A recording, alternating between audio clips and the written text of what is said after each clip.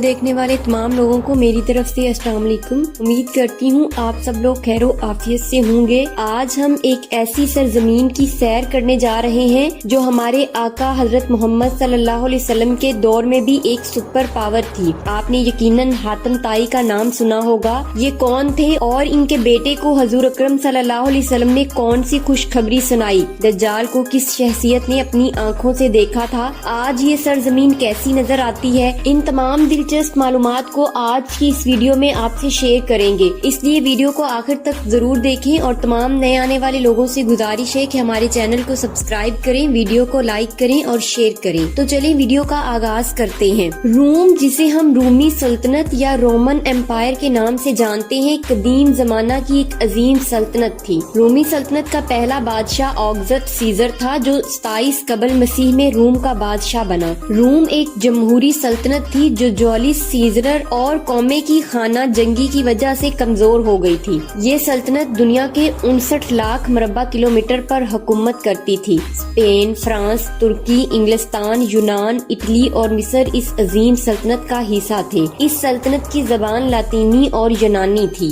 Roman umpire کا دارالحکومت Italy کا شہر روم تھا، جسے کنگ رومولوس نے دریافت کیا تھا۔ یہ شہر یورپ اور دنیا کے لیے 1000 سال تک اتنا ہی اہم تھا جتنا آج واشنگٹن ہے۔ محترم ناظرین، دنیا کی تاریخ رومی تاریخ کے بغیر بالکل ادھوری ہے۔ 330 عیسوی میں رومی بادشاہ کانسٹنٹائن نے ترکی پر قبضہ کیا اور ترکی کے شہر قسطنطینیہ کو دارالحکومت بنا دیا۔ 395 عیسوی میں رومن امپائر 2 حصوں میں تقسیم ہو گئی، ایک مغربی اور دوسرا مشرقی۔ مغربی رومی سلطنت جرمنوں کے ہاتھوں تباہ ہو گئی اور مشرقی سلطنت بازنطینی کہلانے لگی۔ بازنطینی سلطنت میں شام، ترکی، مصر، یونان، فلسطین اور تھریس شامل تھے۔ محترم ناظرین، جب ہمارے آقا حضرت محمد صلی اللہ علیہ وسلم اس دنیا میں تشریف لائے تو اس وقت دنیا میں صرف 2 بڑی سلطنتیں موجود تھیں، ایک رومی سلطنت اور دوسری ایرانی سلطنت۔ رومن امپائر کا مذہب عیسائیت تھا اور یہ لوگ مکہ مکرمہ کے شمار اور مغرب میں آباد تھے۔ رومی سلطنت کے ہر بادشاہ کو کیسر کہا جاتا تھا، جبکہ ایرانی سلطنت مشرقی علاقوں میں پھیلی ہوئی تھی اور وہ لوگ آگ کی پوجا کرتے تھے۔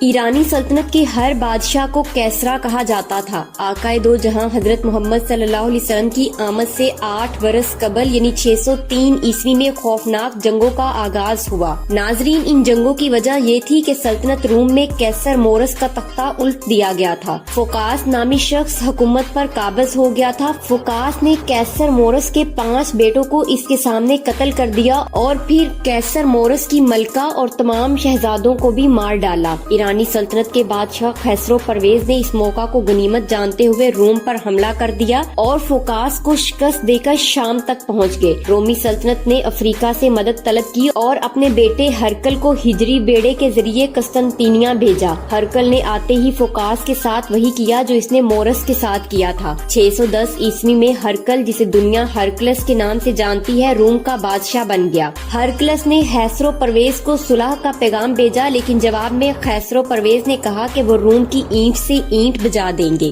خسرو پرویز کی فوج نے رومی سلطنت کو تباہ کرتے ہوئے 613 میں دمشق فتح کر لیا اور اگلے سال بیت المقدس پر بھی قبضہ کر لیا۔ خسرو پرویز کی فوج 615 عیسوی میں مصر تک پہنچ گئی اور رومی سلطنت چند علاقوں تک محدود ہو گئی۔ 615 میں مکہ مکرمہ کے مسلمانوں نے ان ظلم و ستم کی وجہ سے حبشہ ہجرت کر لی تھی۔ حبشہ کا بادشاہ نجاشی عیسائی مذہب سے تعلق رکھتا تھا اور رومی سلطنت کا حامی تھا۔ نجاشی نے مسلمانوں کو مکمل تحفظ فراہم کیا اور کہا کہ وہ انہیں کسی کے حوالے نہیں کرے گا۔ محترم ناظرین، ہرکلس کی حکومت کے ابتدائی 12 سالوں میں یہ بات طے ہو گئی تھی کہ رومی سلطنت کا خاتمہ یقینی ہے، لیکن اچانک حالات بدل گئے۔ مسلمان مکہ سے مدینہ تشریف لائے۔ 622 عیسوی میں ہرکلس نے آرمینیا کی جانب سے ایران پر حملہ کیا اور 624 عیسوی میں آتش قدوں کو تباہ کر دیا۔ روم کی فتوحات کا ذکر قرآن مجید میں بھی آیا ہے۔ صلح حدیبیہ کے موقع پر نبی کریم صلی اللہ علیہ وسلم نے کئی حکمرانوں کو خطوط لکھے اور ہرکل کو بھی دین کی دعوت دی۔ ہرکل نے اپنی سلطنت میں اعلان کیا کہ اگر کوئی عرب کا باشندہ یہاں موجود ہے تو اسے محل میں لایا جائے۔ اس وقت اتفاقاً ابو سفیان وہاں موجود تھے۔ ابو سفیان نے اس وقت اسلام قبول نہیں کیا تھا۔ ہرکل نے سوال کیا کہ تم میں سے نبی حضرت محمد صلی اللہ علیہ وسلم کے زیادہ قریبی عزیز کون ہے؟ ابو سفیان نے کہا میں سب سے زیادہ قریب ہوں۔ ہرکل نے پوچھا کہ اس شخص کا خاندان کیسا ہے؟ ابو سفیان نے کہا وہ اونچے نسب والے ہیں؟ ہرقل نے مزید سوالات کیے جن کے جوابات ابو سفیان نے دیے۔ ہرقل نے کہا اگر یہ باتیں سچ ہیں تو عنقریب وہ اس جگہ کا مالک ہوگا۔ ناظرین، آپ نے حاتم طائی کا نام ضرور سنا ہوگا۔ وہ یمن کے قبیلے کا سردار تھا اور اس نے عیسائیت قبول کی تھی۔ اس کے بیٹے عدی بن حاتم نے نبی اکرم صلی اللہ علیہ وسلم کے بارے میں سنا اور بھاگ کر کیسر روم کے پاس چلے گئے۔ عدی کی بہن صفا حضور اکرم صلی اللہ علیہ وسلم کے سامنے پیش ہوئی اور درخواست کی کہ مجھ پر رحم کریں۔ نبی اکرم صلی اللہ علیہ وسلم نے ان کے مطالبے پر انہیں اور ان کے قبیلے کو آزاد کر دیا۔ محترم ناظرین، موجودہ روم جو اٹلی کا دارالحکومت ہے انتہائی خوبصورت ہے۔ اس شہر کا کل رقبہ 1285 مربع کلومیٹر ہے اور اس کی کل آبادی 40 لاکھ کے قریب ہے۔ ہر سال یہاں 6 کروڑ سے زیادہ سیاح آتے ہیں۔ روم کا ایک مشہور مقام کولوسیوم ہے جو دنیا کا سب سے بڑا تھیٹر ہے۔ اٹلی ایک ملک جو اپنی امیر تاریخ، رنگین ثقافت اور خوبصورت مناظر کے لیے جانا جاتا ہے۔ قدیم روم کی شان سے لے کر نشاط ثانیہ کے فن تک اٹلی ایک وقت کے لیے سفر کی پیشکش کرتا ہے۔ اٹلی کا سفر ایک تاریخ، ثقافت اور خوبصورتی کا جشن ہے۔ ہر شہر، ہر گاؤں، ہر منظر آپ کو ایک نئی کہانی سنائے گا۔ تو آئیں اٹلی کی دلکشی کا تجربہ کریں اور اس کی خوبصورتی میں کھو جائیں۔